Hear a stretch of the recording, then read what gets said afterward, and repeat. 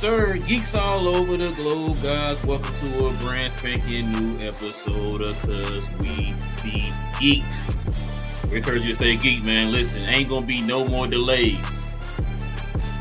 It's your boy Real, man. We got Cuz in the building, got BA as well. I don't know where Big J is. Hopefully he'll be back with us on Tuesday. But listen, if you guys are into the geek culture, geek content, movies, television, all them good things, you're in the right place. Hit that subscribe button. Join us here every Tuesday evening and Saturday morning, y'all. We do this every Tuesday evening and Saturday morning.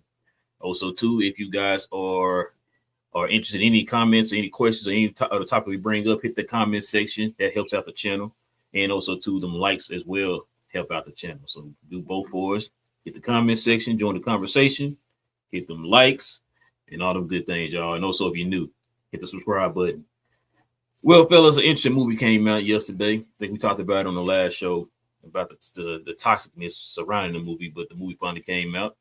So we're going to get to that, man. There's some other news that's hit the interwebs, fellas. So let's go ahead and get to it, man. We're going to be talking the Odyssey today, man. I'll tell you right now. We're going to talk about the Odyssey and all its spoilery goodness. All right. So if you have not seen the Odyssey, we definitely recommend you go watch it. Come back. Let us know what you think. But until then,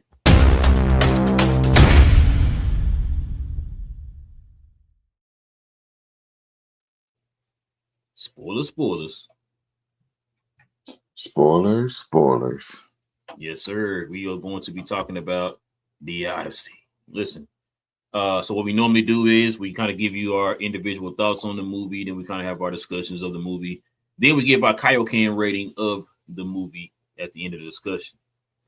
All right, we can start with you, BA, man. What was your thoughts on the Odyssey? Oh, matter of fact, hold on. I'm sorry. I'm sorry, fellas. We got some stuff attached to this, man. Let me check this out here real quick. So the Odyssey, the Christopher Nolan movie. The Odyssey is the highest rated Christopher Nolan movie of all bleeping time, y'all. All time. Check this out. The Odyssey is officially Christopher Nolan's most acclaimed film amongst both critics at 96% and fans at 97%. The film is currently tracking for a 200+ million worldwide opening. Said this is coming after the film received significant backlash online, becoming one of the most disliked movie trailers of all time. Funny how that works, huh? Funny how that works. But yeah, man, let's go ahead and get to it. BA, man, what was your thoughts on it, man? Tell everybody why you hated this movie so much. You know, because it wasn't Troy. That's why. No.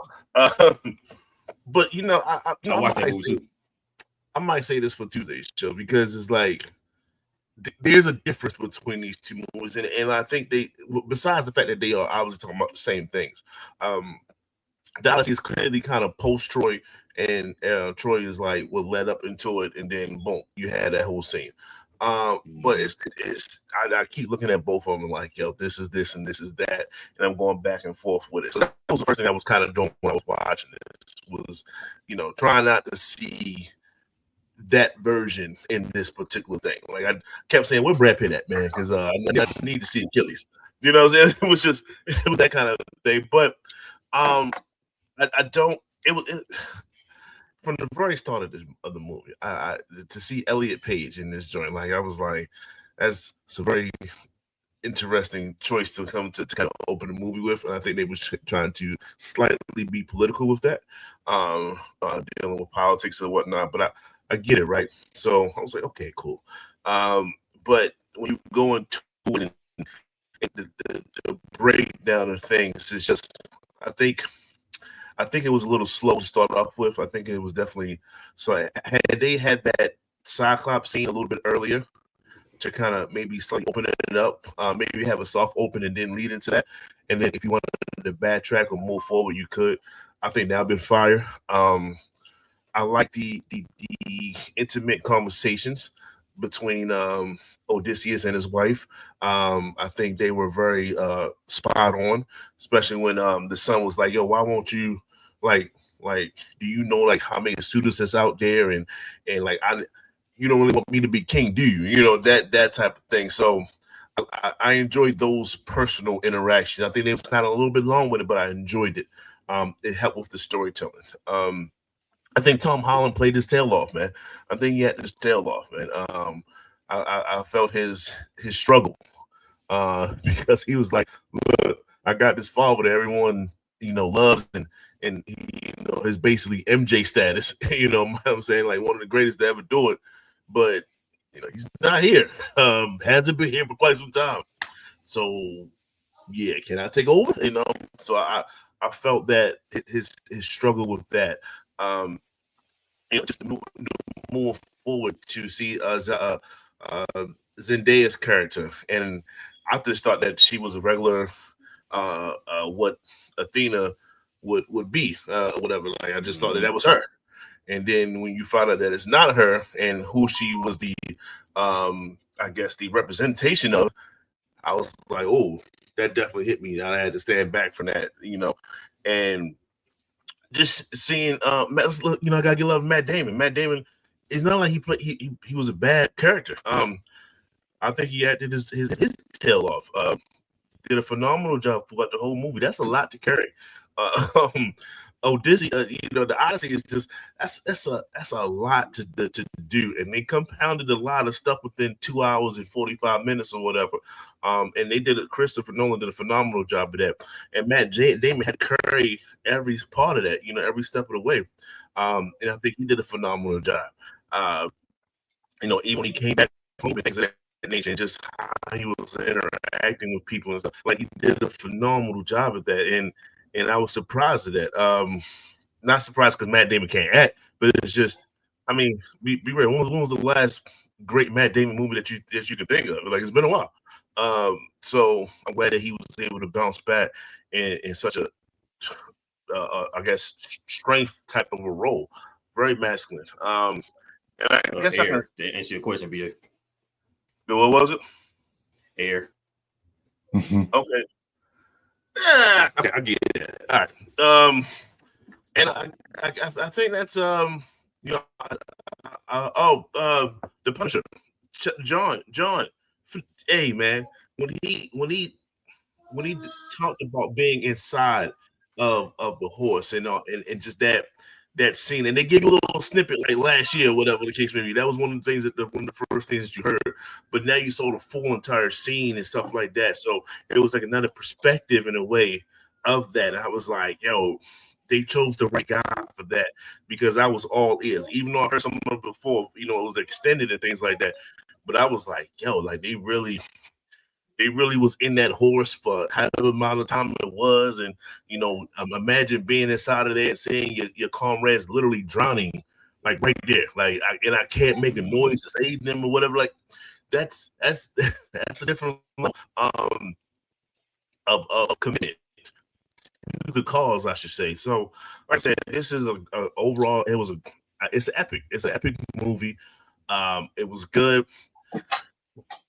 I prefer others in this realm. Like I said, I'm a pro Troy guy, but this didn't disappoint. Let's say that. So that's what I say. It did not disappoint to me whatsoever.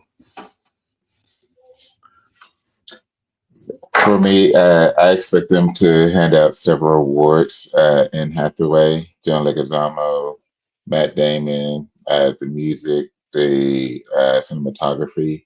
It was great storytelling. You have John Leguizamo as playing the blind guy, being the faithful servant through and through. Being It was just phenomenal on his part. You had It was the storytelling from Odysseus' side when he was talking to Calypso and having her to because she fell in love with him and wanted to keep him there. And once it got to the point where she had to essentially release him and slowly walk him through or get his memory back. It was just to know what he went through that led him to Calypso. Like it was just great storytelling. The Cersei with the guys eating and couldn't stop eating, and she's turned them into pigs. A lot of people are pushing for they want Nolan to do a horror flick, and they believe like that scene essentially would be essentially like a soft launch into horror because that like as soon as she said her name was Cersei, it was like, oh, something crazy is about to happen, Yep. and exactly what happened was her transforming them, and it was just crazy to watch like that whole process and how they shot it. It was just seemed so practical as well. Like you could see it form as they're forming and just working them over and stuff. It's like, yeah, this is phenomenal shots that they were able to do. You had the Cyclops was incredible. The Cyclops scene where they got in, and then he started smashing them up and eating the soldiers, and it was to and then just to see like that was the way that they had it set up was essentially like a big puppet inside of a cave to do it as a practical effect as well. Like it just shows like the levels that they did it to make it as natural as possible with this type of storytelling. Was fantastic. You had the it was Yes, it's a 3,000-year-old story, but to visually see it is what makes it so different. Because yes, it doesn't go.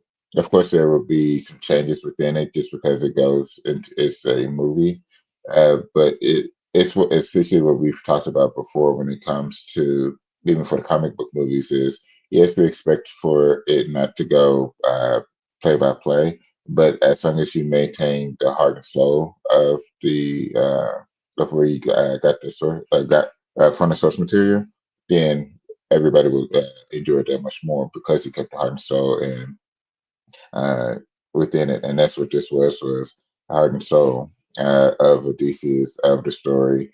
Uh, the suitors, you have Robert Pattinson as a tenant, I think it was, wanting Page character to take his spot for the war, and he didn't hold up his end of the deal.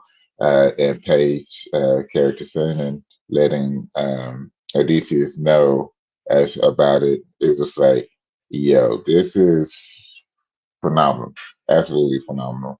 They with it, and what's crazy about it is, yes, it was 2 hours and 45 minutes, but it didn't feel like it because it was so continuous. The storytelling, the action was just so continuous. You had the and it pulls you in because it to the audience it wouldn't matter if he got home if you didn't have the story to pull you in to have you to care about him, and they did a great job of having you to care about him, having you to want him to get home for the family, having you him to also to let go because for him it was all about control and disrespecting the gods, and so and on the other side of that was repercussions, essentially consequences, and what we got to see, and it was yeah they did their thing with this movie. It was a fun watch. Being able to sit down and enjoy it, I enjoyed it a bit of it. What you got, man? Yeah, I enjoyed the movie too, man. So there's a few things. Yeah, I have probably give you a little pushback on the Ellen Page thing. When Ellen Page was at the beginning of the movie, that had narrative purpose to the movie. We saw that later on in the movie when he went to the shores of Hades. Hades. Hmm. Yeah, and she gave him or he gave him the key to getting back home or whatever. So like that's why I like, man, with that one clip I just showed y'all, the one drop where he's talking about the people who was hating on the movie and all that stuff, man. Everything that the people were complaining about in the movie and crying about and whining about and all that stuff, bro. Like when you go and see the movie, you like, bro, what were they talking about?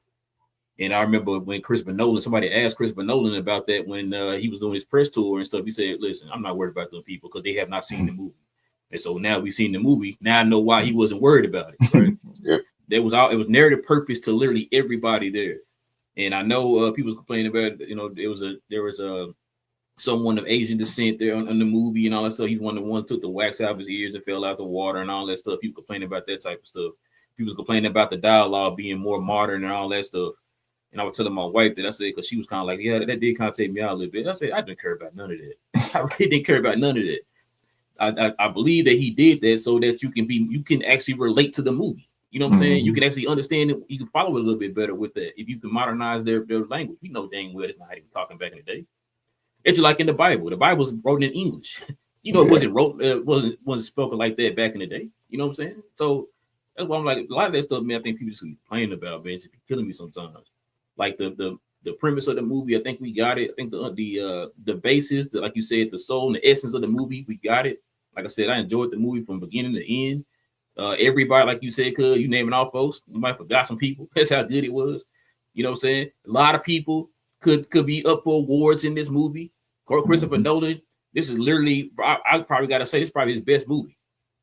We talk about comic book movie stuff over here, right? Like Batman and all that stuff. Batman Begins, like my favorite Batman movie. But I got to give him props on this one, bro. Like, he did his thing on this one.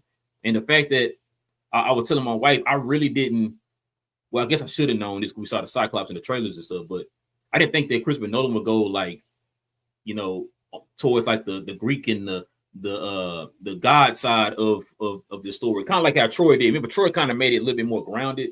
Whereas like the idea of the gods were there, but you didn't really see the gods and stuff like that.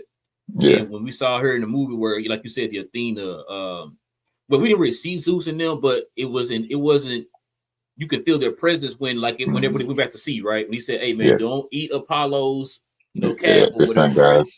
Yeah. And then as soon as the wind stopped, as soon as he was going back to the boat, the wind stopped, right? They got on, they went to sea. Poseidon and Zeus working together, you know what I'm saying? So you kind of felt the presence of the gods, but you knew the gods were real because of certain things that were happening within the movie, like Calypso and Circe, like you said, Athena, being able to communicate with him and all that stuff, you know what I'm saying? So you knew the gods were real within this universe. Like I said, man, I've read the Odyssey, I've seen the movies. We've seen different renditions of the Odyssey / Troy throughout time, you know what I'm saying? Like you said, Troy the movie. I don't know if you remember that Odyssey movie. It was like a two-parter, like kind of, I think it was a miniseries, TV series, something like that back in the day. I was gonna watch that too. I was gonna watch that before I watched this one, but yeah. Like I said, just Odyssey episode. You throw that in there too. Percy Jackson, you throw that in there. Because I was telling my wife too on Percy Jackson. Was it season 2? I think it was. He has a half brother. That's a Cyclops. That he found out he's a Cyclops, right? Yeah. What was that Cyclops yelling when he got stabbed in the eye? No one stabbed me. No. Not in the book, not in the story. I'm talking about in the movie. What was he yelling? Oh. He yelled for Poseidon. Yeah. Help me, Poseidon. Yeah, help me, Poseidon. Yeah. And so I told my wife, I said, so you trying to tell me that was Percy's half brother in that movie? Is that what you're trying to tell me? So I just put 2 and 2 together. Like, okay, he was a Cyclops, he's half brother. He was son of Poseidon. And in the movie, this Cyclops was a son of Poseidon or whatever. And so, yeah, that was one thing too, because my wife even mentioned that they should have. I'm surprised no one didn't add that in there. The nobody. He's like, who stabbed you? Nobody or whatever. Yeah. So he's out here to other Cyclops. Like, man, who stabbed you? Nobody. And like, okay, then if you saying nobody stabbed you, then what we talking about? And so, but yeah. Like I said, I love this movie, man. It was a pretty good movie. Shout out to Christopher Nolan. Matt Damon really carried this movie, man, with gravitas. So shout out to him. Like I said, I didn't have any issues with any of the actors, man. Everybody did a great job. Tom Holland, I kind of thought I didn't know if he could carry it like that, but he did. He did pretty well too. I got to give him his props. Man, like I said, I can't. Like I said, Anne Hathaway did her thing too, man. So even Robert Pattinson, I hated him in the movie. You know what I'm saying? So he did his job. That black guy, I can't think of his name right now. I can't think of his name either. I might can't stand him. She don't like him in none of the movies. He be in. But yeah, bro. Like, yeah, it was pretty good, man. I definitely gotta give him his props on that, man. This is one of the movies I definitely recommend people go watch. So King, if you watch, I think you'll probably watch it later. Go watch it. Yes. Go watch it. I'll probably remind him again because he kept telling you, like, let me know if it's good so I can go watch it. I'm like, bro, got 99% on Rotten Tomatoes. Go watch it. But yeah, man, it's a pretty good movie though, man. Get y'all's thoughts on the Kaioken rating of this movie, fellas.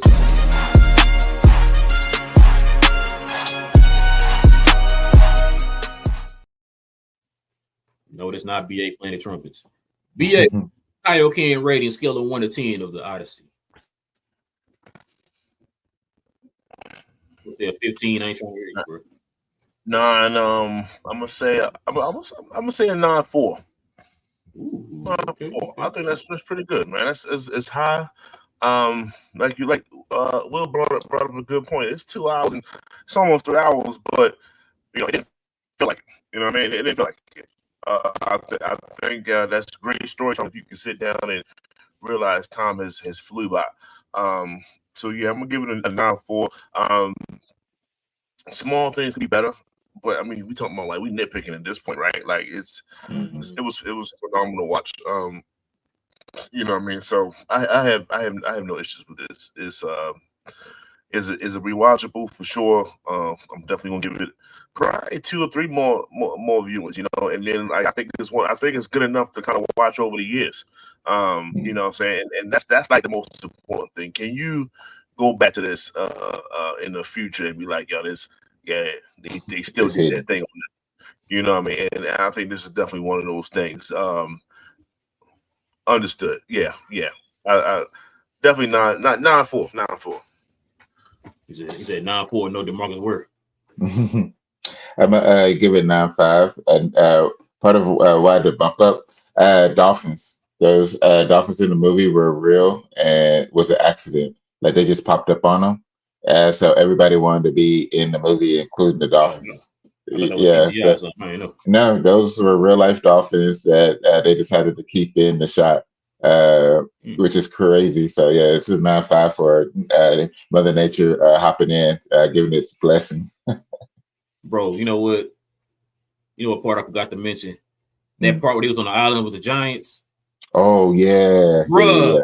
Yeah, that was insane. Especially with the trees start moving. It's like, I'm like, man, what in the? Cause my wife was like, oh my God. But she was like yelling, oh my God. I was like, man, it tripped me out because like the little kid was bigger than them. I'm like, okay, we are seeing that scene on the trailers or whatever. Yeah. And she started laughing, then just started screaming, and then running off. And as soon as she ran off, you see them dudes just coming out the smoke. I'm like, what the? So then we saw the trailer. I'm thinking like they might have like started something or whatever. But after seeing the movie, they just came out of nowhere and started swinging on them. It's like, wait, what? Bro, hold on real quick. What the hell's going on? Bro, them dudes, and they barely swinging and stuff just breaking. I'm like, oh man, no, bro. Get thrown through the trees. They get thrown through the trees. They trying to hit him and stab him. They just eating it. It's like, I'm like, oh, no, bro. It was like a. Can you hear me a little bit better? Yeah. Okay, man. It was like Percy Jackson, like the movie itself, right? Mixed with Peter Jackson, one of his joints, and like it didn't like a realistic vibe to him. On top of that, like that's a lot of different stuff to put into one. Exactly what it was. And then let it be smooth at the same time too. So that's why I said it covered a lot of bases in this joint. They definitely set the bar, right? They set the bar of what an epic should look like. That's I think that's strong praise. It's funny you said that, BA, because I was watching. Me and my wife was watching John Campion last night because she was watching all the spoiler talks of this movie, and we were on Reddit to John Campion's review, and this guy made it a perfect example. This movie felt like is in that realm of like Ben-Hur and all that. You know what I'm saying? Like, and I was just, when he said that, bro, I was like, what he described it and everything. I said, bro, he actually right, because it did have like that epic fantasy feel to it.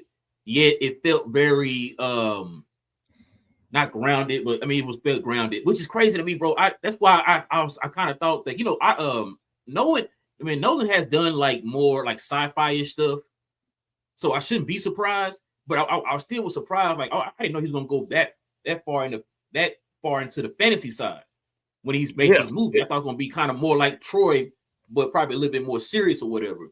like you said, it was a mixture of that with that fantasy element. That real it made it look like it was real, right? Yeah. Like, and to you know what I'm saying, and we know that is depending on your religion and other things like that, right? But just in a modern day, that type of life is just not within our realm in a sense. But what you want to do, you want to look at something and have a period of disbelief, like, damn, like that looked like that really happened. You know what I'm saying? Like, yeah, and it's just that temporary moment of disbelief, and then you snap back into reality. But because you can go that in that way, and it doesn't seem like it's misplaced, that's kind of where you want to be at. So, you know, that was a good comp with the Ben-Hur thing. Like, we all can go back to that. The commandments, right? You know what I'm saying, with Moses or whatever. You know what I mean? Like, and I guess this didn't really have anything. You know, I think Troy was a good footnote. But I think this was better. This was definitely better because, like you said, it took the fantasy realm, the mythical realm, and it put it in it. Instead of saying it, they put it in it. And I think that's where you want to be at. So, you know, I'm just trying to go through you know, the Rolodex and things like that. Like, you know, they had the, you know, what that Egyptian gods, and that was trash. Like, it's a lot of trash movies. I didn't finish that movie.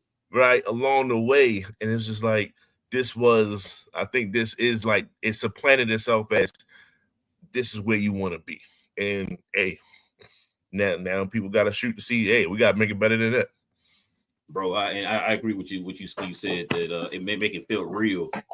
It got real with me with the It got real with me with the Cyclops. That's when I was like, damn, this dude look like it can really be happening right now. Like, it's real. You know what I'm saying? Like, so I agree with you, bro. That's the first thing I thought when I saw the Cyclops scene. I was like, damn, this is good. You know what I mean? Yeah. So yeah, like you said, because not just Nolan and all that, people who the cinematographers and all that stuff, and whoever else was involved with putting the movie together need to get some kind of credit for this movie, man. Because I'm just like, yo, this is good. Like, because Nolan kind of already has like his little kind of his style of cinematography that he has in his movies, and then like you said, BA, and then he added that he sprinkled in those elements of the fantastical in there, bro. That was like a perfect blend, bro. Perfect blend, man. I was like, okay, this man finna win all the goddamn awards, man. I ain't gonna lie to you. So real quick, one thing that we've talked about, what has been a practical, I think that's what's helped take this to the next level is the when they went to the different locations to make it feel a little bit more real. So actually being in Greece, Italy, basically the Mediterranean, and then you have the if you go on the social media, you will see that they had the Cyclops was a big puppet. You have they're using stone. They're using it was a legit puppet. It was it was a large puppet on strings in a cave. What? Yes, bro. It was a large puppet on strings. I thought I saw him, a dude in a suit. Okay, okay, I didn't even pay attention to it. I thought that was a dude in a suit, bro. I'm tripping, yo. I'm like, I did see some behind the scenes stuff, like pictures and stuff. I thought that was a dude in a suit. Okay. Yeah. It could have been a portion of it, a dude in a suit, but the overall was a puppet, was a large puppet with strings attached to it for the motion. So that's where you have a lot of the motions with it. Yeah, bro. It's just the stuff like that. It's that small attention to detail of the practicality for these type of movies that they're starting to bring back instead of going into your CGI or computer simulations or whatnot. They're doing more of your practical size just so it feels different for it. Because we already know, like, Nolan loves the practical. He's going analog when it comes to shooting his movies now with the 70 millimeter. Yeah. So he loves the human side of it, and doing practical effects is the human side of filming. Absolutely love this. I just love the film. Just it's those small things like that that shows what they care about the story and what they're giving to us as the public. It just shows their emotions of it and what they care about. I love it. I absolutely love it. This is next level. Where'd you see this in, BA? You watching IMAX, Dolby, regular? Oh, never mind. Cuz, what you watching this in? IMAX. I did IMAX. Yeah, it was IMAX immediately. It was going to be hard for us to be able to do the 70 mil because it's the only Yeah, one close to us is the Web Chapel. Web Chapel. Yeah, it was going to be hard to do, and I think it was sold out pretty immediately. So yeah, I just did IMAX by the house. BA saw it in IMAX, I know. I'm gonna definitely say IMAX for the rewatchability of it for sure. I will. We be rewatching this in IMAX. 100%. That sound was incredible. Yeah. The Wrath of Poseidon. That Wrath of Poseidon scene was like, oh, this is so loud. No, the part where the when they stabbed the Cyclops in the eye, he started screaming. Yeah. I was like, God dang, boy, the actual like we wasn't no 4D or nothing, but the seats were kind of shaking, bro. We was in dope. You know what I'm saying? Seats were kind of shaking a little bit, bro. I'm like, oh, hold on. Man, they got to get an award for this, boy. Everything they did. Oh, he sneezed. Oh, get that man an award. What are you doing over here? Get that man attention over here, man. Yeah, this is special. This was an absolute special film that they put together. Let me give it a. I'm gonna give this movie a 9.7, man. Y'all, wow. That's fair. That's fair. Man. This movie fire, bro. This movie fire. Man, who made this? Paramount. 23 higher than mine. Universal, right? When Universal, yeah, he's with Universal now. Oh, that's right. That's Universal. Right. Yeah, he did something Universal. Yeah, Warner Brothers missing out. Yeah, I know they got to be mad. Back-to-back bangers like this. Yeah, I'm gonna give it a 9.75. But yeah, man, y'all go in the comment section. Y'all let us know if you've seen the movie. What do y'all give the Odyssey on a Kaioken scale rating of 1 to 10? All right. Well, if I turn the page to another show that came out, we just saw here. X-Men 97. Whoop, X-Men 97, y'all. Let's get to it, y'all. X-Men 97. Of course, spoilers, and all them good things. Look at this person late to the show, bro. You know how. Oh, he finally showed up, man. Listen. Hour later. BJ. Real quick, BJ, what's your thoughts on the Odyssey, man? No, I like that's why I changed my name. I named myself after Leguizamo's character in the movie. Fair. I love it. So wait, let me guess. BA didn't like it? No, we all like it. He hated it. He gave it a 9.4. see, you know what? Y'all just I hated it, so I gave it an 8. Oh, that's it. No, that don't mean it's the worst thing ever. Hey, 9.4 is the. Hey, 9.4 mean he giving it the most negative review of all time. We you know that word. We got to review y'all review standards here because y'all be like going out 12 out of 10. I'm like, come on now. Not good enough. Yeah. Everything you hated it. Everything can't be the greatest movie we've ever seen. 10 out of 10. Why you hate it? I said 10 out of 10. You say 15 out of 10 though. Like, now what you give it, BJ? Odyssey. So I saw Birdman did a review of it, and I kind of had to agree. He said we've had a bunch of movies come out this year. He said this is the first film we've had this year, and I'm like, oh. There you go, BA. That's what I was trying to say. There it is. I'm okay with that. That's it. Because he was saying, like I don't know if you saw that episode, BJ, of when John Kepier was doing his review for it, and the guest on his show was pretty much saying what you just said.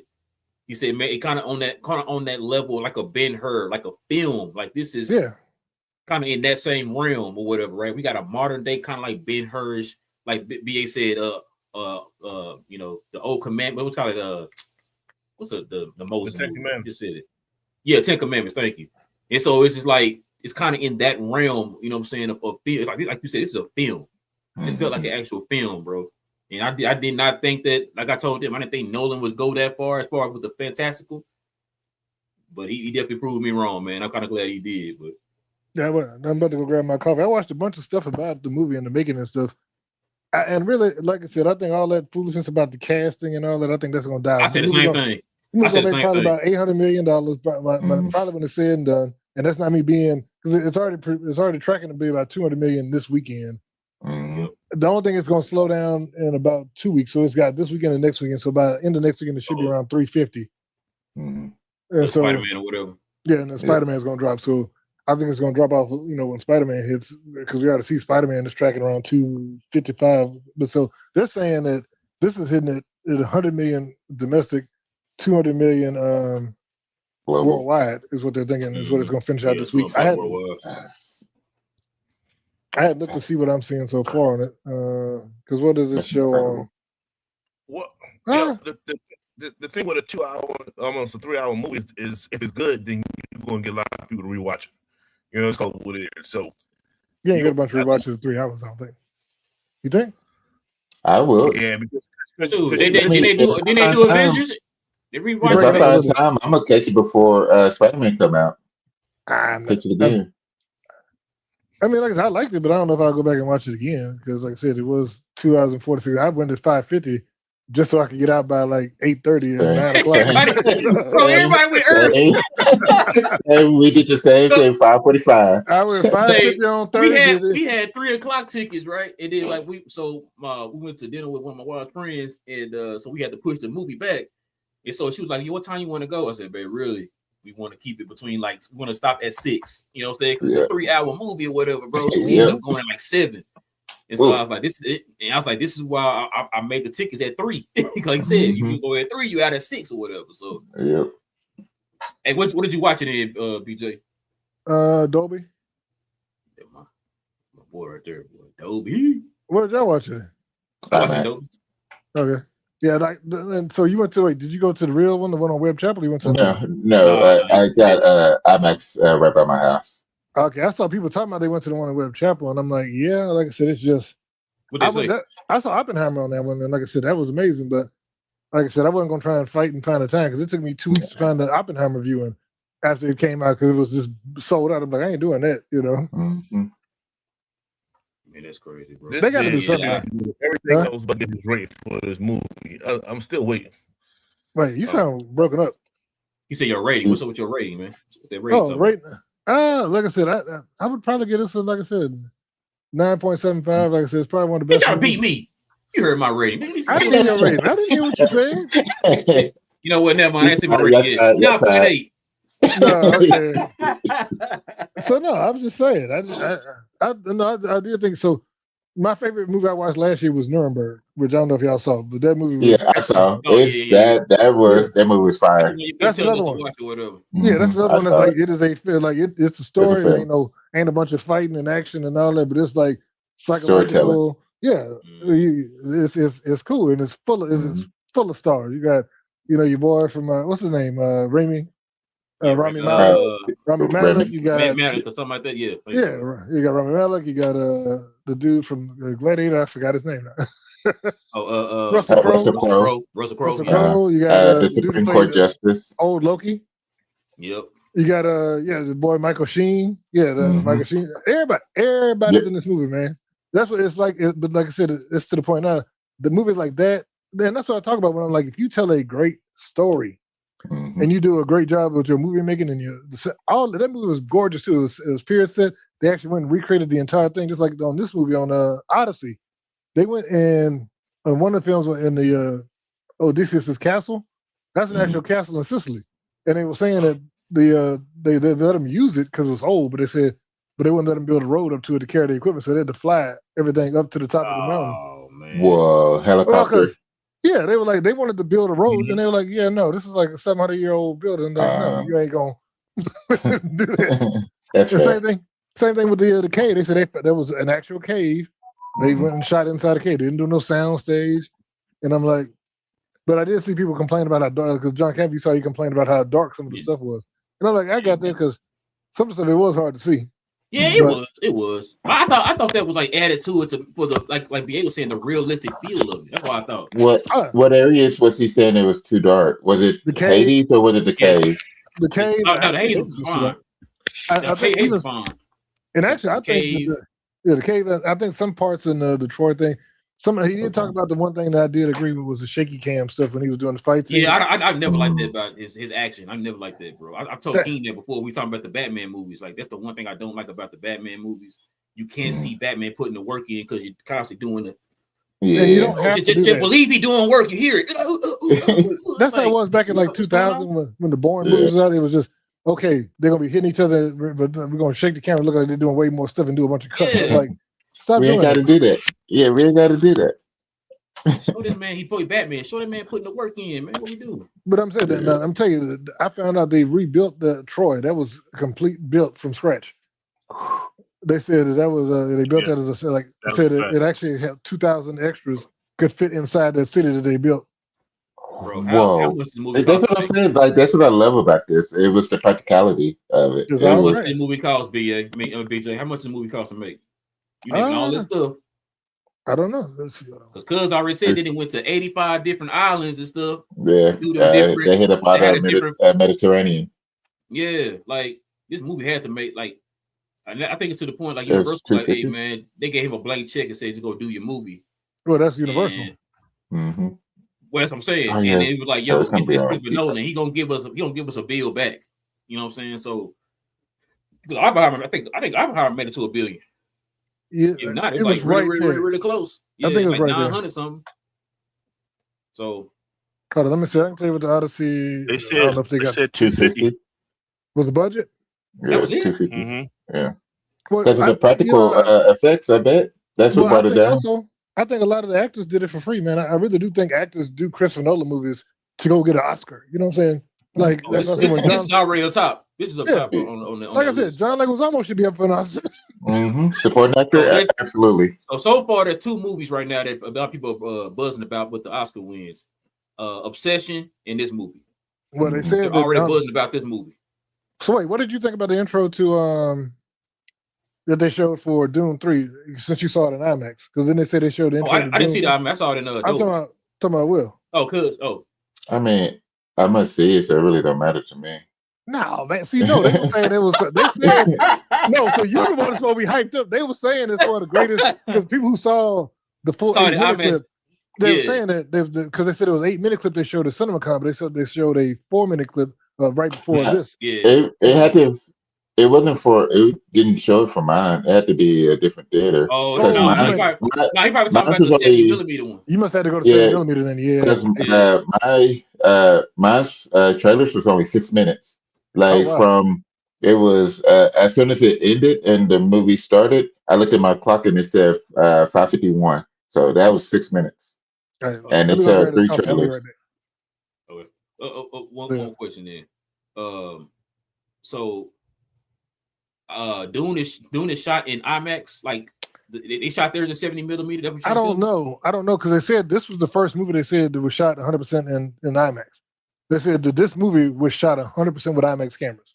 No, why I'm asking, why was Dune only showing for that one, but it wasn't showing for what Cuz was go watch?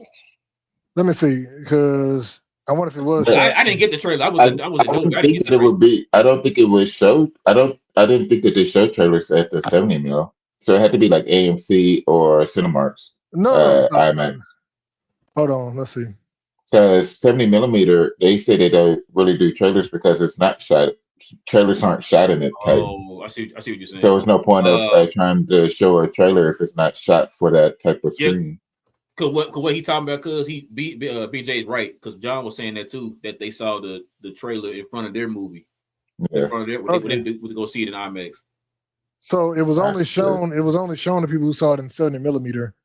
But they said it was not shot in. It was not shot in. That's what I was asking. So you showing it only in 70mm? Did they shoot it in 70mm? That's what I was wondering. They said they shot it with Arri Alexa LF cameras instead of film. They didn't use film. Okay, I don't know why they could have just showed it in all the IMAXs, I guess. But they said they used a conversion to get it to that 1.43 to 1 ratio, like traditional IMAX. So. But I mean, everybody who they said it was beautiful, and they said everybody was hyped for it. So I don't know. Okay. My wife asked me last night. Matter of fact, he's like, "You gonna get Dune one more chance?" I'm like, I told Cuz I would. I need to sit down. And really part 2 was much better than part 1. Part 1 was very slow, got it going, but part 2 was good. It was a fun watch. That's why I was like, it doesn't matter with the show for part 3. I'm going to go see it. Yeah, I'm gonna sit down. I know I keep saying it. I am gonna do it. I'm gonna sit down and try my best again to watch part 1 again because I want to watch part 2.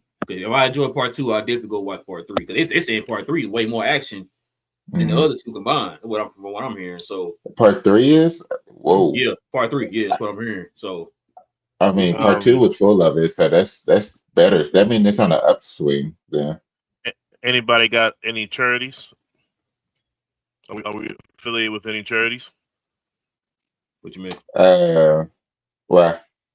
Because I would donate my what I would spend to watch Doom 3 in theaters to any charities whatsoever that we could think of, because I'm not watching in the theaters. Just not going to do it. I'm going to go to sleep 5 minutes in, just like I did for Doom 1 and just like I did for Doom 2. Oh, so you did try to watch Doom 2? I did, and I fell asleep. I fell asleep within the sand. Damn, bro. Yeah, I'm gonna try. Cause Doom come out. I got what 6 months, so I'm gonna try. We'll see how that go though. All right, fellas, man. Let's go and get to this main topic, bro. Main topic.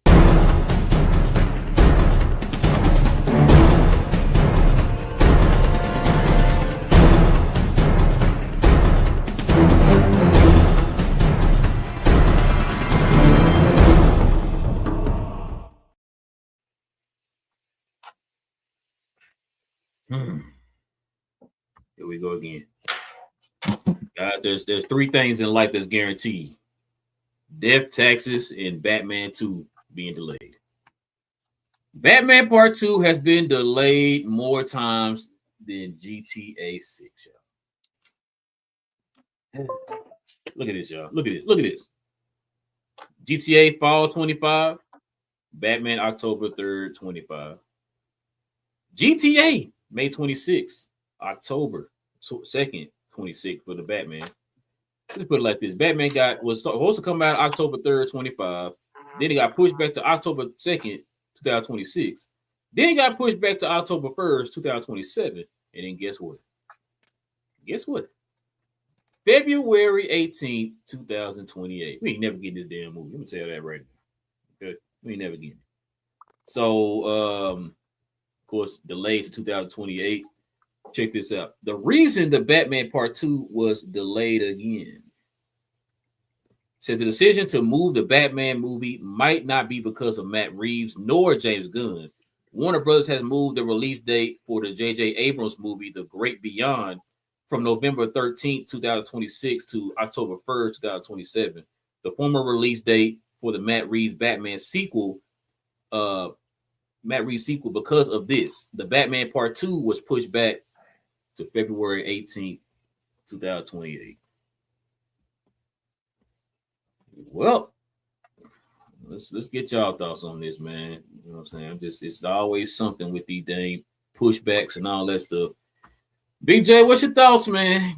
I know you was telling us that you guaranteed the movie was coming out this next year, bro. But it got pushed back again, and then one more again. Well, so does that tell you anything that Warner made the decision to push a movie that's on something we don't know about in front of this movie and say, oh, we're going to push the Batman movie, which is, once again, one of the biggest IPs. Right. Push it back for a J.J. Abrams movie, which, I mean, yeah, J.J. got a good track record on some stuff like Star Trek and he ain't a guaranteed $700, $800 million movie.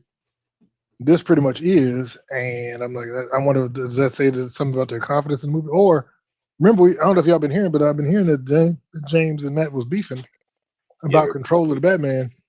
So I'm wondering if this is maybe a kind of a power play, like, you know what, we're just gonna move your movie out the way. Well, like I said before, that's not James' call. They're put it like this, BJ. DC is a production company. Warner Brothers is a distribution company. They are the ones that are in charge of the distribution. That's not James Gunn. His job is to create. Theirs is to distribute.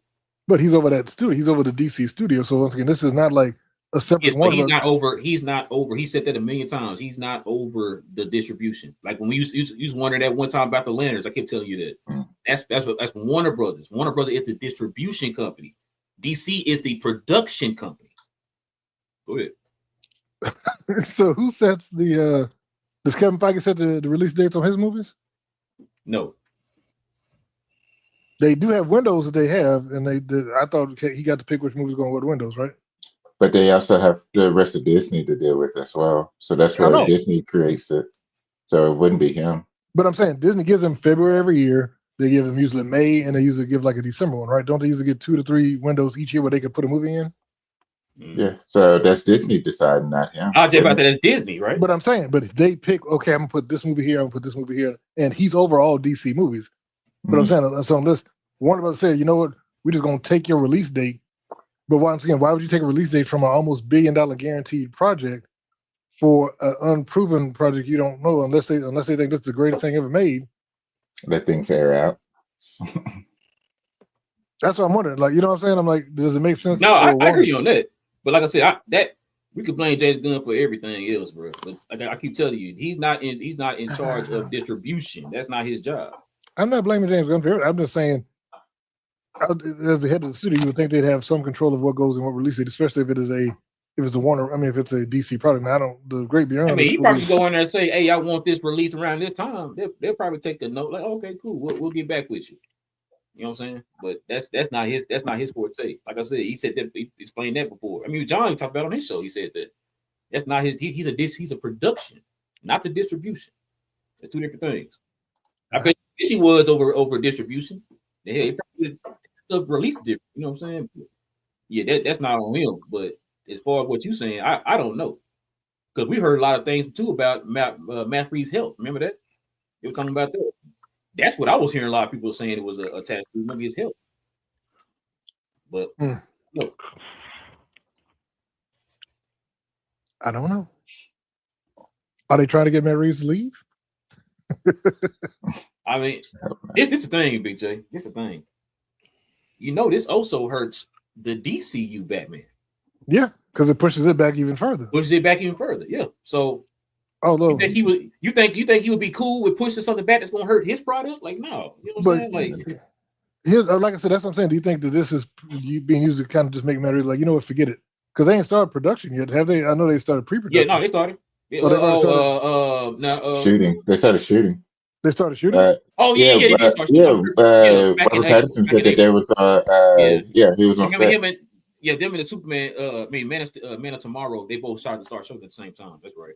Yeah, he's right. Well, I don't know. Ever since I saw this movie Odysseus, I don't need to see Robert Pattinson on TV ever again. He don't need to ever show up on screen because he was the most hated man in the history of movies. With the most punchable face. He did a really good job. He did his job, dude. Yeah, but he was the most punchable person. I'm like, this dude here, boy. He's an excellent actor. You just a butthole. One of the two. Yeah, oh my god. So you say how we go to which one name? It's a hard stretch, huh? Man, listen, bro. You would trash the kid too. Hey, man, take my spot, and I got you. Yeah, I take care of your father. I take care of your father. They caught a father that father was living on the streets out there, man. I'm like, God, that dude here cold blooded, boy. They said they just started shooting in June. So yeah, damn. Yeah, I thought they started shooting like May or April or whatever. Now, from what I'm saying, it says it just started shooting in June. Hey, they probably delayed that too. That's what I'm saying. They could have been like, you know, let's just stop. You know what I'm saying? Just hold on a minute. Let's see if this merger go through, and then we'll talk later. Ooh, about that. The merger got pushed back too. Hasn't been delayed. So again, 600. Can I go? Yeah, go. All right. So a couple things. It's upsetting that this is getting delayed again, but also with that merger. We're we're about to get to it. So that merger. I thought you were saying he was upset. The merger got pushed back. No. He was. I'm upset. The movie got pushed back on the side. Whatever. That thing ain't burning. The merger. They expected to get a temporary restraining order. I think it is TRO, temporary restraining order, which typically goes through. And it typically happens too whenever this type of lawsuit is usually granted.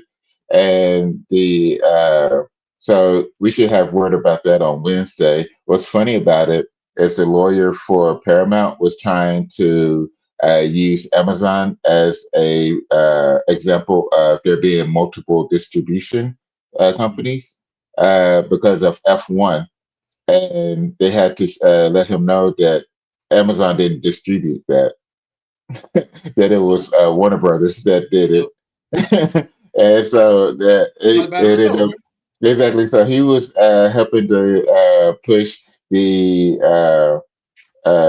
complaints, which were the 12 AGs, the 12 state AGs, their case instead of his own with that statement. So it was just funny. But and then the judge also asked, has he ever seen a situation where the temporary restraining order wasn't given in this situation? And a lawyer couldn't think of any because it's normal for it to happen. So they expect it to happen for it to happen on Wednesday, which will push it to, I think it was like towards the end of September. And so that's really going to hamper the possibility of this because it's going to really put a stranglehold on Paramount's finances and make it worse and worse and Oracle. Not just that one, because that was going to have it pushed to September. Now remember, they got the other states and stuff like that. You got the UK. They are all of them are also having their own separate. So that's going to push it into next year, which they're looking at losing about, what was it, 650? Was it million? It's 650 million per quarter. Per quarter. There you go. So here's the other part, though. Here's the other part. I don't know if y'all paid attention, but you saw that on Tuesday that the WGA filed a separate antitrust lawsuit.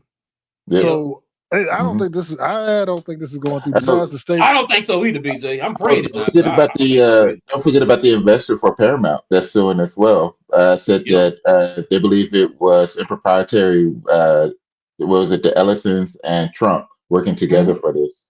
So that was another lawsuit. So I think it ended up. It's right around like 5 plus lawsuits as a whole at this point. Which is why when you saying in September, like not gonna be further than that because of the other lawsuits they got on top of it. You know what I'm saying? And so it's gonna be interesting, bro. It's gonna be interesting. Shout out to Netflix.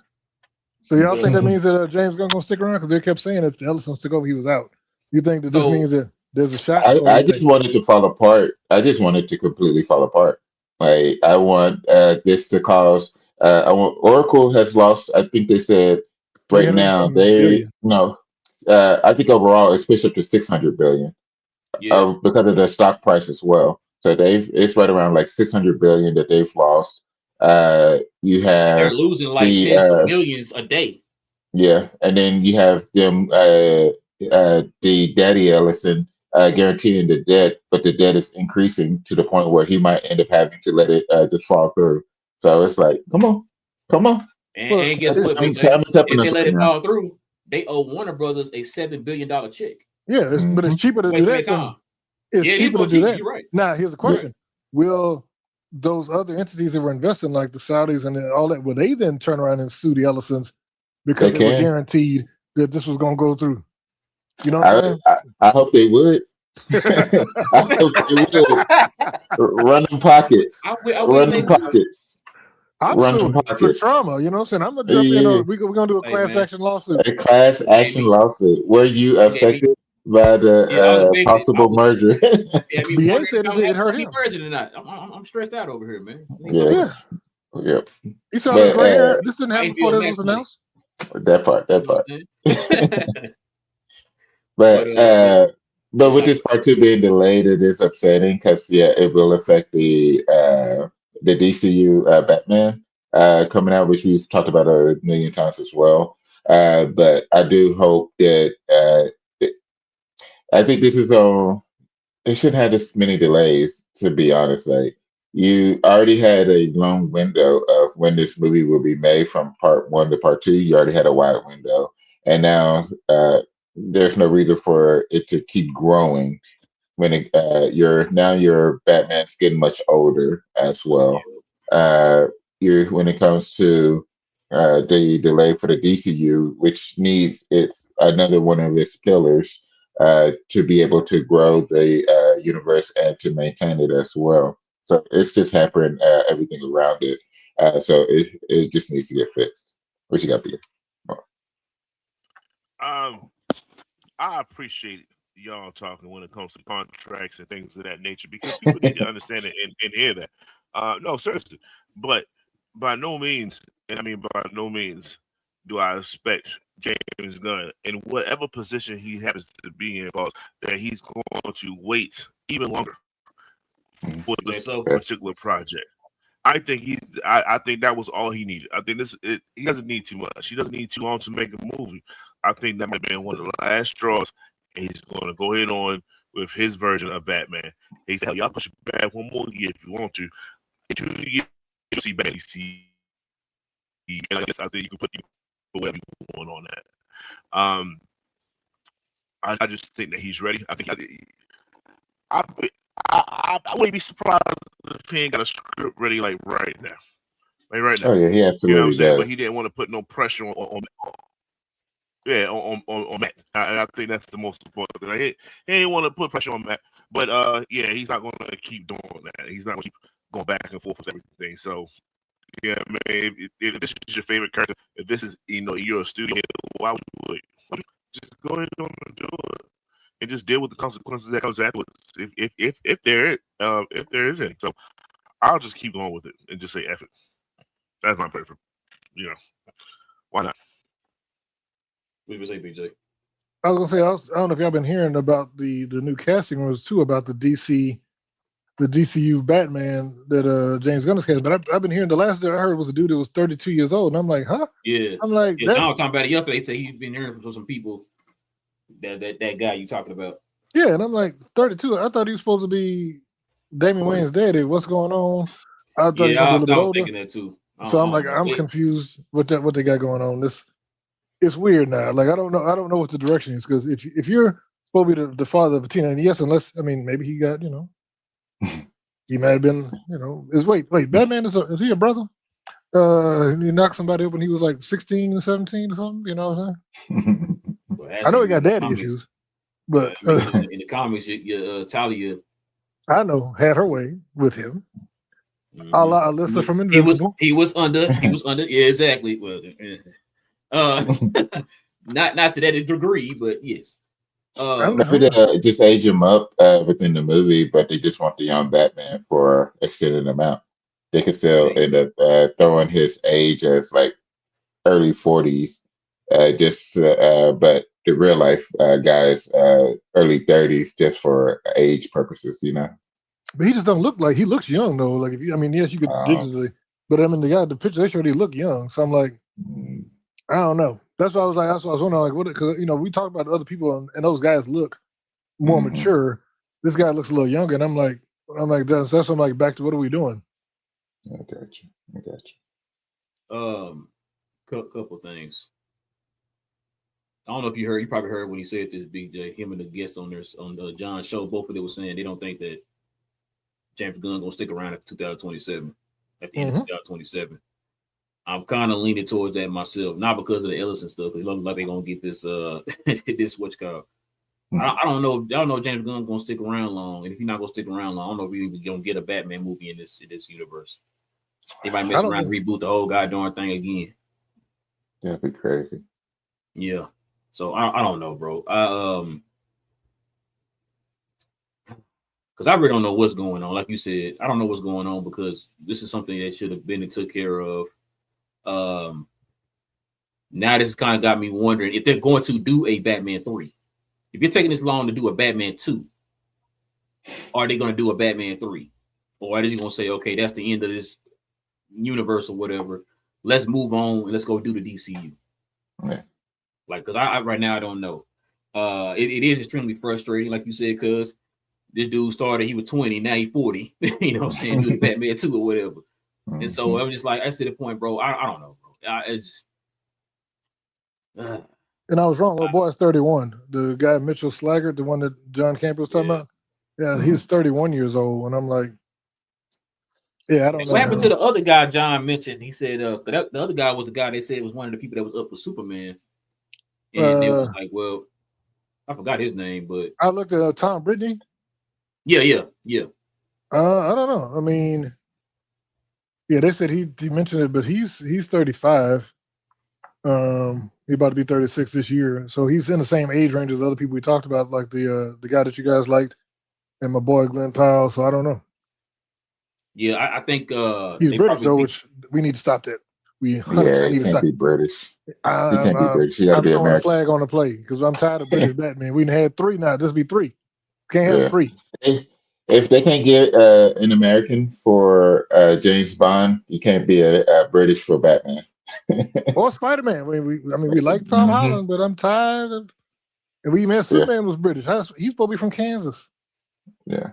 Well, I mean, you couldn't find an American buff dude out in America. You couldn't. There's no muscle-bound Americans that you could find out here.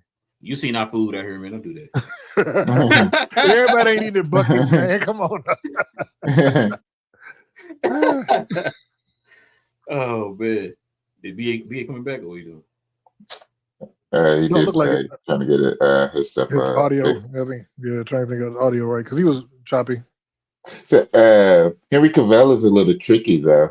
His parents were British, but he was born in like New Jersey. Was he? Yeah. He was? Yeah, it's something like that. So it's I know what's the name was like that. I know what's the boy Andrew Garfield. His parents were British, but he was born here. His parents that's what I'm saying. Like his parents were like British, but he was born in New Jersey. No. He was born in St. Helier, Jersey. He was born in Old Jersey. Oh, okay. Okay, my bad. I'm about to say, hold on, because he got the accent and everything. Yeah, he's from the English Channel. He's born in the Channel Islands. Okay. Yeah, over in England. Which is why people were saying he did play Captain Britain in the yeah. He getting old though. That's the problem. They letting him age out, which is dumb. Yeah. Excellent actor. Very. I mean, we need to get him reloading those guns again. You know what I'm saying? Thanks. The greatest movie thing about that he did it so hard his pocket showed up on his shirt. He grew a beard. Yeah, it grew a beard and punched the pocket into existence. So I'm like, come on, man. Let's get to this quick hit in news.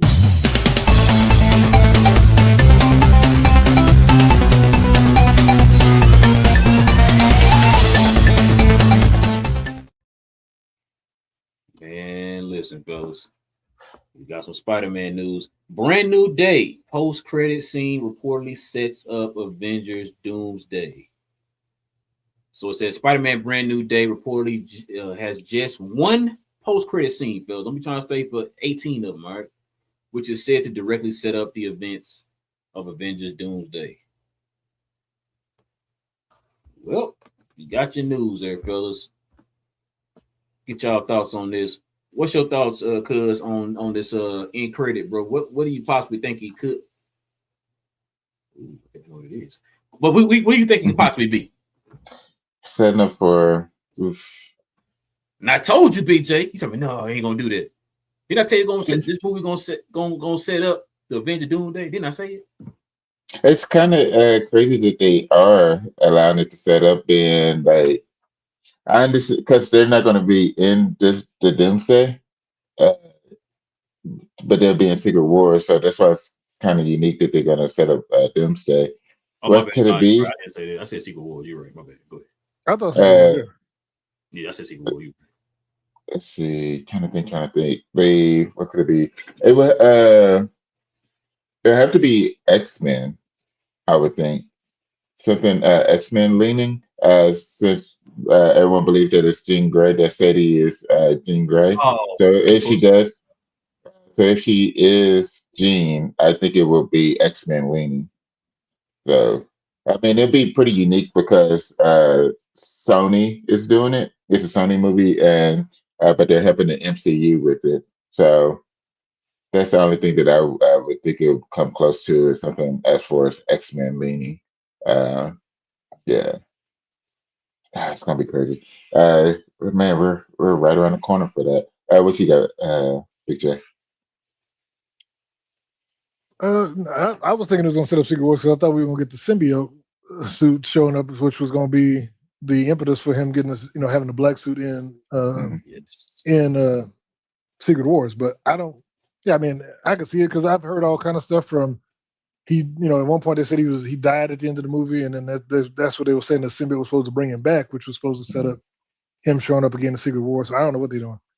It would make sense that you would set up, because why would you not set up the next movie with the next biggest movie? If this movie is going to make 1.2 to 1.7 billion, somewhere in that range, and you're going to have a bunch of eyes on your studio, and you're about to set up what you hope to be a $2+ billion movie, why wouldn't you be like, let's go ahead and keep the hype going? At least if you don't point it straight to Doomsday or Secret, at least have it point to the what are they calling the end game? Redux. Well, no. That's before. That's before this. No. I'm saying this comes out before. This comes out right before that. I'm saying if you don't build, I'm saying that the events of the not reset Redux. I know. I just realized what you just said. No, in game Encore. That the events of that happened before this movie. But I know, but there's going to be another. I'm sure there's going to be an end credit scene. There's going to be new scenes. I'm thinking maybe the new scenes could have something to do with, like I said, you could tie that to the new scenes of, Endgame, Redux, Requiem Part 2, the sequel.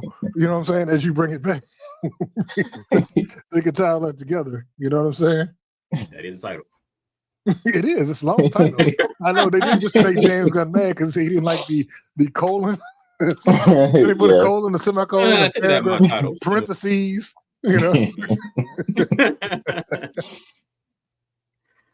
What you got, BA?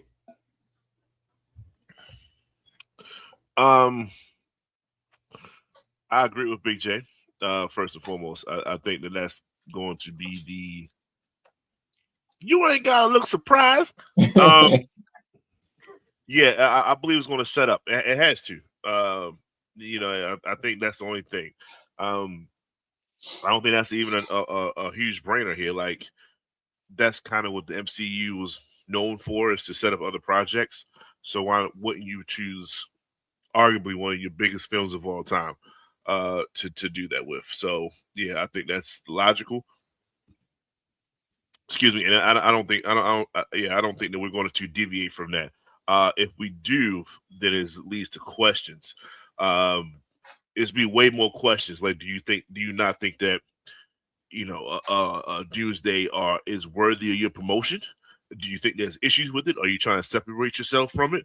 Like, it's too many negative questions to come from it versus, you're going to see this person as Doomsday. I don't want that either. I don't want the, hey, you're going to see Spider-Man in whatever. Nah, just show me something. And it's funny because I think it's the whole Ant-Man thing. I think it's the whole we're going to go and show something of it, and then here we go, see what happens with it. And like I said, it's a great promotion, so I'm going with that. And that whole end game 2 squared double up. They might be able to nod to that as well. Even if it's new, it could be new scenes or it could be new old scenes. Either way, they can also throw a nod to that as well. And I think they should. I think that's how you connect all your films, especially that's coming out within the same calendar year. Let me look that up real quick. Oh, BJ, look it up real quick. What's the difference between what's the stuff they're gonna be adding in the new Endgame Encore? I forgot to post that on her too. They had the list of what was gonna be like. I think it was a new intro. I forgot how many new scenes was gonna be in it. So they're gonna have post-credit and exclusive post-credit tags. First scenes filmed from the set of Avengers Doomsday are also going to be, so they're going to have some stuff from Doomsday. Probably, I guarantee they're going to have a scene with Steve holding the baby and Loki shows up. That's going to be like he's standing and all that. Yeah. Because I know they said it was like, I forgot how many, it was like a few scenes, like 3 or 4 scenes going to be new intro. Like you said, post-credit scenes and all that stuff is going to be new. So pretty much everything that's, like you said, is going to lead, because this is pretty much like Doomsday is going to be pretty much like a sequel to Endgame. That's how they're trying to set it up. You know what I'm saying? So would it be crazy if this movie had skipped Doomsday and did a post-credit scene that led to Secret Wars? Would that be a little Spider-Man? weird? Yeah, Spider-Man, yeah. It would be. That's the thing. That's the only thing. It would be a little weird. But I mean, even the end of Guardians 3 is weird because it set up just a generic Star-Lord will return at some point in the future, which we don't know about. You know what I'm saying? Yeah, I was wondering that because, you know, I don't know if y'all seen some comments that Tom made. He's talking about there being like a twist ending and all this type of stuff. And y'all know, I already told you my opinion. I think he's going to have a suit. I think a lot of this stuff that's affecting him right now, he about to have a dang suit. You know what I'm saying? Does the symbiote or whatever. And I think that's going to be what's going to be the twist and everything. I think they're trying their best to keep that a secret. I think they're trying to keep their best to keep who the main bad guy. We still don't know who the main bad guy is. We still have not seen Tombstone. Except that one little picture people that showed online or whatever. We haven't seen him in the trailers. We're hearing Jekyll, you know, being in the movie, all that type of stuff. We don't know what's going on, which I like that. Yelena? I want to go in and Yelena. We heard Yelena. We haven't seen her in the trailer. There's a lot of stuff that we have not seen. Because remember, think about it, y'all. The trailers that we saw, I saw another trailer in the movie yesterday. I guess that's a new one that came out, I guess. Because I told y'all, I try to watch maybe 2 trailers, and then I just wait until the movie come out after that. I don't want to see too much because they start giving away too much after a while. I think that the 3 trailers we saw are all kind of similar to each other. Maybe they might extend it to one scene here and there a little bit longer than the other or whatever. So I think it's to the point now that whatever we go, I'll go to the movie. We're all going to be shocked and amazed at what's going on in the movie because we haven't seen a lot. And I'm glad they have not showed a lot. But what they showed us, that's drawing us to the movie, right? So we go in there, hey man, you know what? Y'all been patient. We thank y'all for watching the movie. Now we're gonna hit you with this stuff y'all had no idea was in the movie. Oh, okay. So Hobgoblin is the bad guy the whole time. Oh, I had no idea. Thank you for not showing me that. I want to have that awe and that shock when I watch the movie, kind of how we used to do back in the day. You know what I'm saying? So like they did for Brand New Day. Yeah, it's what I'm saying for Brand New Day. That's what they're doing right now. Like, just don't show us a lot. Like I said, we don't know we still don't know who the main bad guy is. Technically, we don't know that's Jean. We think it's Jean. We don't technically know it's Jean. I'm gonna add that in there. You know, like I said, we haven't seen Tombstone yet, except for that picture. We ain't seen him in the trailer. Everybody keeps hinting at Jekyll being the main bad guy or whatever. We haven't seen him, so we'll see, man. Like I said, I like how they're showing the trailers. It's giving you enough to say, yeah, this movie's gonna be good, but they ain't showing you everything. That's what I kind of like. But all right, y'all. You said that, BA? No, it's over. But I definitely meant Brave New World. That's what I meant. Oh, I said Brand New Day. Yeah. Because they showed us everything in the damn trailer. Everything, bro. I was telling cuz I was like, man, listen, if they don't we were hearing rumors of the Red Hulk being in there and everything. I said, that's cool. Keep it a rumor. I don't want to see nothing. Don't tell me nothing or whatever, right? I want to be surprised when I get in there. You know, so they show the dang foot. Then the next trailer, you see him doing jumping scenes and all that type of stuff. I'm like, God. And then the commercials for other products had scenes in the movie. Yeah. And like, I didn't send y'all Say go ahead. Did I send y'all the Samsung commercial? I didn't. Did I post it in the chat thing? Because there's a Samsung. For Spider-Man Brand New Day, there's a Samsung commercial that's extended where it shows Ned chasing Spider-Man around town when Spider-Man keeps breaking phones from his fights, and he keeps coming home, and they show him talking to his AI and throwing the phones in the thing, and then they built him a new Samsung phone because they needed something that was tougher. But that was the thing. But yeah, they were showing scenes from the movie clearly because they showed, and Ned was using the Spidey tracker and all that. Yeah, that's in the trailer. That's in the trailer. This is in the commercial too. This is in the Samsung commercial. Like Ned running down the street because his watch went off and it showed the little Spidey tracker logo. And he's running down the street holding his phone, and Spider-Man swinging all around him, and he can't see him. And then they showed his phone, and he had a whole drawer full of phones with like knives and stuff in them. All that. The phone's cut in half, and he was like, "Dang!" He said, "I need a better phone." So that's when his AI 3D printed. I think I did see that. See that. Yeah. But all right, y'all. Let's go ahead and turn the page here, man. Let's get into the question and comment spells. We can call it afternoon.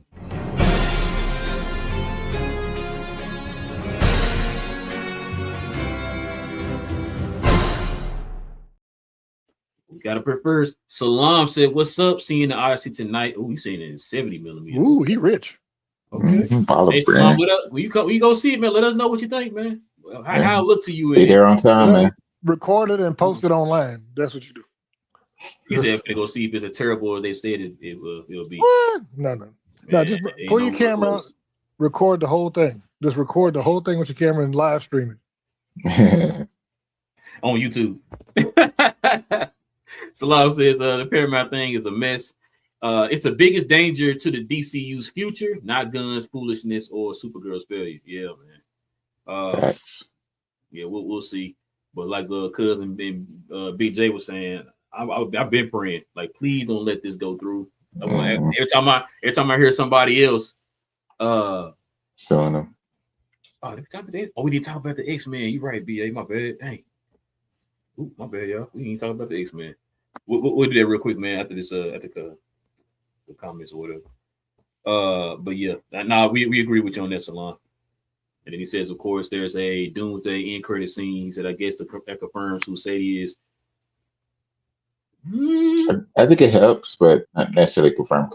Not necessarily confirm, but there were some comments that Kevin Feige made that we were going to go over today, and I completely forgot to get those clips, but he might have kind of already confirmed. I told BJ, I don't know why this man out here in Shanghai telling everything, but can't tell nothing out here. Living his best life.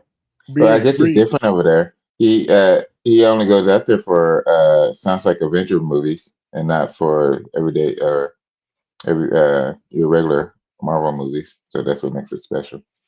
Wait, where's BA at? We need him to use his eyeballs. What you mean? Read the screen. No, not y'all. You said, who is that? Oh, okay. Oh, yeah, he's John Liquid. What's his name? Liquid. No, who's that? Question. The chat. That's over the chat. Oh, yeah. My bad. Let's run through this real quick, y'all. My bad. I completely forgot. We started talking about something else. Oh, we went back to that's right. When BJ came in. Yeah, we went back and then we end up going forward. Okay, gotcha. Well, what's your thoughts on this X-Men 97 episode 5? I got it, BJ. What's up? It was interesting because it ended up being all Wolverine with those creatures for Weapon X. It was fun. It was crazy because like when they had that crash, like old dude was telling that story. Was loud. Tell story like bang, bang, bang, and pull my guns out and stuff like that. And then they had to crash and the guy was dead. He was impaled. Yeah, it was like, man, that did not go the way that I expected. Then they had the Omega. Was it Red Omega? Came through. Like it was, this was just different because it was just about Wolverine being able to get his adamantium back, and it was, I don't know. It was just different. It was different, primarily just because like it was just about him, and because like even when we had episodes last season that it was just Storm, it felt like, oh, okay, like this is her trying to get her powers back, and for this one, this is the same thing of not necessarily him getting like his powers, but him getting that his adamantium back. So it just felt a little bit different, but those creatures was crazy. The fights were crazy, but to me, it was still a good episode. But it was just different in those aspects. What you got, BJ? Okay, I'm asking a question because a lot of people have been alluding to some stuff that was in this episode that I thought was kind of weird, and I want to know what y'all think without being canceled. The Morph storyline, where Morph is secretly in love with Wolverine. Does that just seem weird? Because I don't remember that at all from the original X-Men series. I know Wolverine stood up for Morph, and Morph got killed, and then he was brainwashed and all that. And Wolverine was, but the fact that he's just madly in love with Wolverine and semi-jealous of Jean just seems like, and that's why. And I was going to ask, do you think this is a remnant of the Bo DeMayo stuff? And I'm not saying it because Bo's Bo, but I'm saying because it's a weird aspect to throw into this. Stop laughing. Into this show. To me, that didn't seem like something that they would just not naturally think. Oh, let's make this character more fall in love with Wolverine. You know what I'm saying? I don't know if they're organic. Go ahead, you got this. Yeah, no problem. Because that's what I was thinking about too. I'm not even gonna lie to you. Like I was like, where did this? And I get it, right? So it's foolish to think that multiple people won't have some kind of relationships within a group, right? And and the X-Men is just like any other group. You got two people that's married and have kids. You got Rogue and Gambit. So there's a lot of things. So to say that Morph, the X-Men 97 version of Morph, isn't leading that way, it's I think that's a little bit unfair. So if he is of the community, then it's nothing wrong with that. My thing is, I think I have issues with the portrayal of it within the realm of X-Men, and what I mean by that is he's almost forcing this issue, and he wants us to, they're creating a victim mindset, like he keeps trying to say certain things or do certain things, and Wolverine's not bit, but Wolverine's not interested, right? And they're kind of throwing that a little bit towards him, and I don't like that. The fact that Morph had to form himself to Jean to say that I love you, right? And not himself. He transformed. So that the person that you're interested in is not interested in you or anybody else but Jean. So if that's the case, or maybe, depending on how far we get into, Storm and other people, like he's been known to be with other people, but none of those characters was that.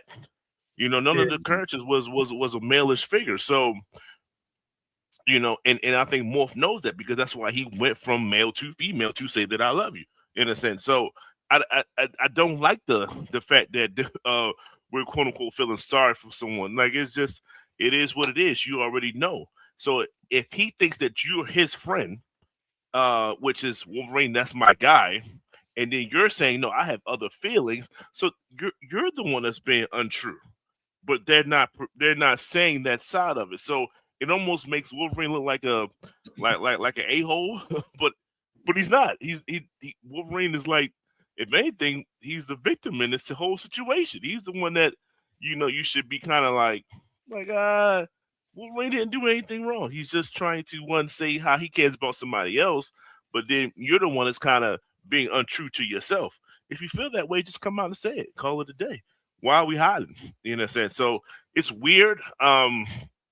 The narratives that's being formed, but I don't know. This could be a prototype of Bo Bambo, and when you are of certain things, just as any creator, if you create something, it's going to come out in your work. That's just what it is. Amongst whatever entertainment genre, you know what I'm saying? So if that's the type of lifestyle that you live, guess what? It's going to find its way in your work, and this might be where it's coming from, or the fact that we need some type of representation of that community within X-Men. And here you go. It's Morph. It's the one that can morph himself into other figures, and everything like that. So it's very apropos that Morph is the one to represent that community. So it's all over the place. And I will then hand it back, pause, to Jay to finish his point out. Well, no, I was laughing because that is I think the reason they chose Morph to be that, because Morph, like, even when they talk about Morph in the when people are reviewing it, they refer to him as them and all that, because Morph can be anything, kind of like Mystique, but they always refer to Mystique as a woman, which I don't get. Mystique changes into everything, but she's clearly a woman. But Morph, they always refer to as like them, and I'm like, I don't understand. So why they changed his appearance to his comic book form, the all white and all that? Yeah, when he looked like a dude. He had the little hair and all that. It's like, even in the original series, he just looked like a regular white guy. Now all of a sudden he's like a amorphous, whatever. Just like I said, he's like a white Age of Apocalypse storyline. That's what he originally from. So I don't know. Yeah, that's why I was asking the question because, like I said, I just wondered what y'all thought about that because I kept seeing, I was looking at them like, that's weird. And he was disappointed because all you ever be is just an animal. Are you just a clause? I'm like what you wanted to say, man? Your love changed me. I'm putting down my animalistic ways. Yeah, for me, bro, it's like this, man. I don't really, this type of stuff don't really bother me. I didn't bother. Well, no. I'm not saying you said that. I'm just saying in general. Like it's. I think it's another aspect of the story, and it makes the X-Men characters look human, right? Because we kind of look at them like these powerful beings or whatever, and don't kind of look at the human side. Because at the end of the day, they're still human, just human with powers. And so they hurt and feel, what I'm saying, pain and happiness and all that stuff too. They love and all that stuff too. So I think it's just another aspect of their character within this story where I kind of look at it like, but no, you're right. It remember that back in the real 90s, you know what I'm saying, when this show really came out. So he wasn't doing stuff like that for kids shows. So now that we're all adults, like I think they figure, hey, the people who grew up with this are adults now. I think they understand and get it now, right?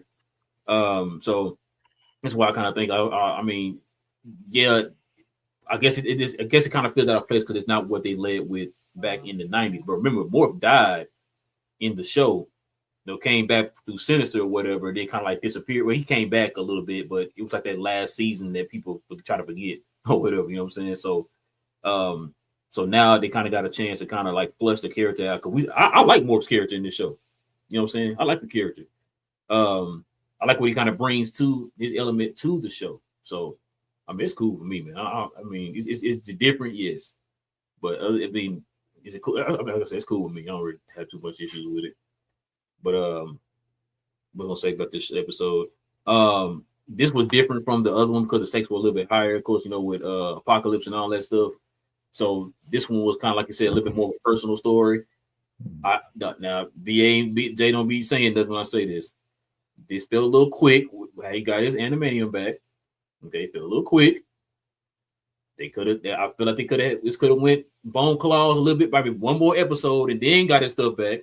Now, because I know y'all saying I was getting on y'all about the show being too quick and all that. I'm just saying this episode did feel a little quick. The fact that, man, we got a lot of the Weapon X guys back. I like that. We just didn't get who we missing. We missing Deadpool. I was gonna say Omega Red, but Omega Red came out at the end. So we got Maverick, Kane. He came out too. Deadpool too. Jesus. I mean, I talk about the Deadpool though. The Deadpool. Yeah, that wasn't real. Yeah, it wasn't the real Deadpool. It was somebody else. Oh, Silver Fox. Silver Fox wasn't there either. Is she dead? I think so. Are we sure? Because remember in the comics she was dead, and kind of found out she wasn't. She kind of faked it or whatever. So I don't know. Yeah, her and Deadpool probably the two that were missing. Yeah, okay. Excuse me. We got Maverick, Kane, Lady Deathstrike, Sabretooth, of course Wolverine or whatever. So got the whole gang back. But question though, was Wolverine an a-hole for lying to everybody just so he could go get his adamantium back and then letting people get killed so he could just feel like himself? What did he say? This is my thing. Oh yeah, absolutely. What did he say? Huh? No, what did he say? What was the pitch? What? He told them that they were going there to find the scientists, and they were trying to find out. He told them that there was a lead on the Weapon X program, and so that's where everybody went. They was trying to get answers. Did he lie? Yes. How? What do you mean? Did he lie? They showed the guy. They found the guy. They found him. That wasn't the guy. That wasn't him. It wasn't him. They were looking for That was that creature. Deathstrike's dad. Yeah. But plus the other thing, they never found him. No. Plus the other thing, remember when he told everybody he was going to look for the vehicle hangar so they could get out of there? He went straight to that adamantium chamber. Well, that was a lie. Yeah, that was a lie. Remember, and also they were saying, why are we going down instead of up? Yeah. He said, we got to go back down or whatever. And they were looking at each other like, wait, why are we going down instead of going back up or whatever? So he was lying. He lied constantly just to get what he wanted. I was sitting there thinking, why is he partnering up with these people, especially Sabretooth? Like, why are you partnering up with Sabretooth? And so then we saw the rest of the episode, like, okay, now I see why. And so when Morph, like, he lied to them and all that stuff, I'm thinking to myself, like, wow. I'm not upset. The Sabretooth is trash. Y'all seen some of the stuff that Sabretooth did in the comics, boy. I don't feel sorry for him, not one bit. I'm not gonna lie to you. Especially on his birthday. Yeah, man, on Wolverine's birthday every year, man. No, I don't feel sorry for that guy at all. I was just shocked that he was working with him. I was shocked. So, and like I said, last time we seen Lady Deathstrike, she was trying to kill him. You know what I'm saying? So it's like, why are you working with her? Hey, man, I think you think he was trying to get all of them killed. That's why he was like, "Hey, why don't y'all all come help?" And he lied. Time heals all. But why was he trying to kill Maverick though? He was cool with Maverick. He didn't have no issue with Maverick. He had to sell it. He had to sell the whole. He had to sell the whole team. So it was collateral damage at that point. Also, I had to respect the quote. You know, the my Bill Paxton reference in this. The game over, man. Game over. Oh so, yeah. Game over, that was the thing. It was this episode to me did a great job at giving Easter eggs or homage to that to Bill Paxton in what was that? That was an Alien, right? Aliens. Right, Aliens. The thing? Yeah, that's what I say. Alien. The first one, right? No, second one. It was. I get them mixed up. Yeah. Okay, bet. Bill Paxton was in Aliens. He was in Aliens. Okay, bet. The Thing, in which Morph turned into the Thing. Into the Thing. Yeah. That was great. And I hate. That's one thing I can't stand the creepy crawler type, infestation type movies and stuff. So the Thing was never. I'm one and done for that joint. But I think for a filler episode, it was one of the better ones. Although Rel is being a bit of a hypocrite, it definitely was on a fast track. But it was just, I think it was cool enough for a one-off episode for his that, all right, now we can get the regular Wolverine back into it. Because, he was a shell of himself. He didn't feel like the Wolverine that he should be. He always, he was getting hurt. Although he can heal from it, he was getting hurt. So, bones kept breaking every time he stabbed something. Yeah, so it's the real Wolverine now, and we can move forward with the plot line in a sense. So, but we have to also think, excuse me, the gravity of the previous episode was so thick in a sense. So you can't continue that story. We have to deviate. Similar to shout out to the last episode, even in Game of Thrones and stuff. When you have high levels of just anticipation and thickness and just the storyline is pulling you like that, we have to deviate some kind of way. We gotta let the air out the bag in a sense, so we can get back into a dramatic point of it. We gotta feel that way again. So, if Magneto died, who else? How are we gonna top that? Yeah, let somebody from Wolverine's old crew die. It's all good. We're gonna keep it moving. We didn't even bat an eye when Slim was impaled. Basically, we didn't care. We just kept moving. In a sense, right? It let the air, it let some air in, whereas though we can just watch it to watch it again instead of watching it for such extremely high stakes, because that's what it was. Like when you kill Magneto, that's an extremely high thing. Like, how do you bounce back from that? You don't. You gotta alter course, and then now let's build the storyline back up again. So I truly appreciated this X-Men show. Hey man, we didn't see Pharaoh Wolverine long enough, and on top of that, he had a damn nose. Why he have a nose, Big J? He wasn't supposed to have nobody nose on his face, bro. That's Pharaoh Wolverine. Got the little black, hit the blue mask on his face, no nose. Which even as a kid, I never understood why they took his nose away when he turned Pharaoh, but because he had to look different. I guess to put a staple on to look how different he is without his animanium or whatever. But what you got, cuz? I give it a 8.5. It's a good episode, rewatchable, but it's unique. 8.5. You said rewatchable. I'm gonna rewatch season 1 and 2 as soon as season 2 is done. I'm gonna watch the whole thing over again. What you giving it, Big J? I'd probably give it a 7.95 only because it was good action. No. But like you said, they did speedrun this because one, you had the Wolverine lost his stuff, and then you solved it right then in one episode. Boom, here we go. We're gonna go on a side quest. I'm gonna lie to everybody, get a bunch of folks killed, and I got what I want. So let's go. That's I don't know, man. That makes you kind of look at Wolverine kind of different. I know he's supposed to be Grumpy Graham, he the best of what he does. What he does ain't very nice and all that stuff. Very nice, yeah. But you gonna sit there and lie to your friends? They not his friends. Morph is his friend. Now hold on. They asked Morph, "Why are you here?" And he wouldn't say because Morph chose to come with Wolverine. Because that was that's his boy. Yeah. And he was hoping for the unrequited love to be requited. So he was like, I got to go show my support. So his reason was stupid, but the fact is, like I said, you lied to everybody to get him to go on this little trip with you, and you got people killed. That's not a hero. Feel sorry for Sabretooth. I got you. If we lied and told you we were gonna go see a movie, we're gonna go find the first copy of Bro, we ain't though. I'm not coming on your birthday every year trying to kill you. Oh, I thought that's how y'all celebrated. And kill in front of you. Kids and stuff like that, and line up your name or whatever in the snow or whatever. Like with their limbs. With their limbs. Ain't nobody doing that but Sabretooth. That was just Dakin, man. You know what I'm saying? Oh, this Sabretooth. Sabretooth done this stuff I'm saying, I know, he did it with Dakin. He cut up Dakin. Hey, he cut him up. He been killing. He'll kill damn near every last person that Wolverine's ever loved in his life, and will ship the bodies to him in packages like "Happy Birthday." Yeah, why don't Wolverine just kill him? In this is like Batman. Why don't you just kill him? If you know he's doing all, just kill him. Kill him, make it done. It's over with. Yeah, he got that healing factor, man. If you chop his head off, because his healing ain't like Wolverine's healing. Mm-hmm. That's all I'm saying. Just chop his head off and see if he come back then, like they said in the movie. I'm gonna start by cutting your head off and see if you can heal. It's like Batman and the Joker. They need each other. No, they don't.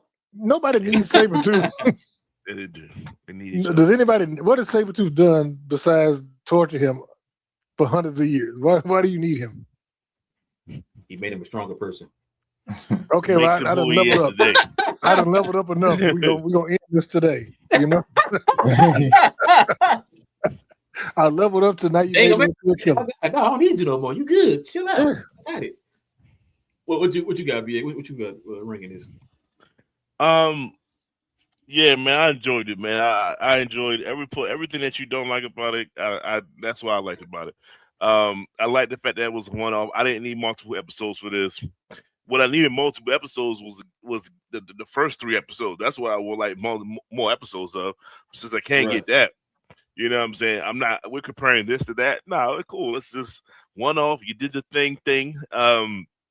You was in the off-site facility that was overrun by, big roaches and all that. So, it's all good. Get up out of there and call it a day. Keep it moving. So, that's... We'll get 8.5. I'm gonna give this an 8.6, man. It was great, just great. Get up in one and done, and call it a day. Let's go back to the original story. Hey, ain't the brute from Annihilus? Am I thinking of the same creatures? Maybe they look insect-like, so maybe. That's what I thought there was. I'm like, damn, now it's gonna be in this episode. Well, I probably look that up again. But I'm gonna give it an 8.6 too. You know what I'm saying? An actual 8.62. No, I'm gonna give it 8.65. Make it a better number. Like I said, I like the episode. I like the fact he got his claws back. He needs to go back to the yellow and brown suit, man. That's one I want to see him go back to. We didn't get an end credit this time, BA. So next episode should be interesting. I forgot the title of it. I think I'm gonna start showing the title of the next episodes on the show, so that way we can kind of keep track. But yeah, I'm gonna give it 8.65. But listen, man, we definitely appreciate everybody, man. Once again, rocking with your boys for another episode, man. We'll be back here again on Tuesday for more geek content, guys. You already know. Hit that subscribe button. Shout out to the folks who did subscribe to the channel. We appreciate y'all. We will be back here on Tuesday, y'all. Get your boy Rail. Got Cuz in the building. Got Big J and BA, man. Cuz we geeks. We talk about all things in the geek culture involving movies and television. We'll be back on Tuesday, y'all. Stay geeked. And we out.